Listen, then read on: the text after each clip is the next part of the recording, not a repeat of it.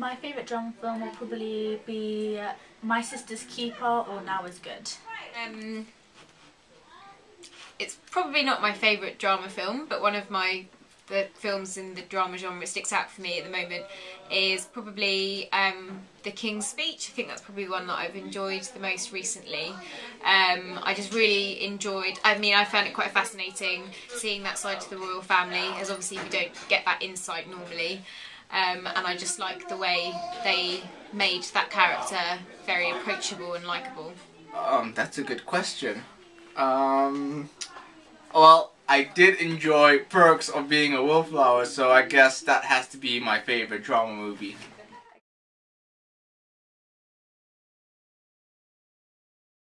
It has to capture the storyline but not give away the whole thing, so we have to have understand the sense of what's going on, and it has to be really engaging, so it has to be something quite dramatic that's gone on.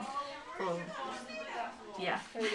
In a drama trailer, I expect to see the introduction of characters who are going to be interesting, who are going to, I don't know, have some sort of conflict and, you know, be a bit relatable as well. I'd also like to see kind of narratives which would interest me.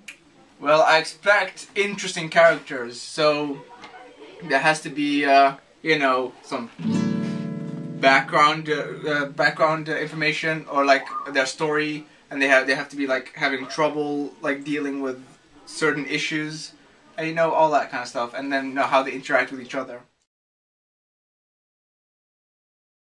I expect them to be like in touch with the character they have to play, so they have to embody the role, and like especially with the drama you have to have really good emotions and convey that across to actually make the audience want to watch it and believe that's how they're feeling at the time.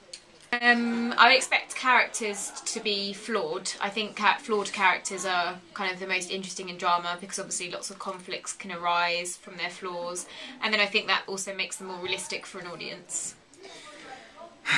Well, a lot of the characters, they need to have a lot of problems, like I said. They need to deal with it. They need to, you know, I want to see the effects on them and what they like, what they don't like. You know, just basically interesting characters. I think it's got to be the trailer, because you get a better sense of the storyline. You can't really see that through a poster or a double-page spread, but with the trailer you can actually see that, oh, this is the plot, these are the characters, so it's better. I think that the trailer is the most effective tool, because obviously that's where you get a real flavour for what the film's going to be about. But I think posters are also very important, as I don't know, say you go to the cinema, even if the trailer's not on, the poster will be kind of the first interaction you might have with that film. Well, obviously it's the trailer, because, you know, trailers are just much more interesting than reading a newspaper or a double-spaced spread. I like, you know, having a quick, like 2-3 minute video explaining to me why I should watch it. So trailer, definitely. The storyline. The storyline has to capture you. It has to have a good motive, because then if the storyline's good, then it's gonna make the audience wanna go and watch it. I think the director would raise my interest. I have a lot of kind of loyalty for particular directors. I expect certain things, like J.J. Abrams, my favourite director, and I'd always go to see his films. In addition to that, I think I'm looking for narratives, so something that's original and different. I think like the directors doesn't matter, but I do believe that directors do have a, you know, effect on the movie.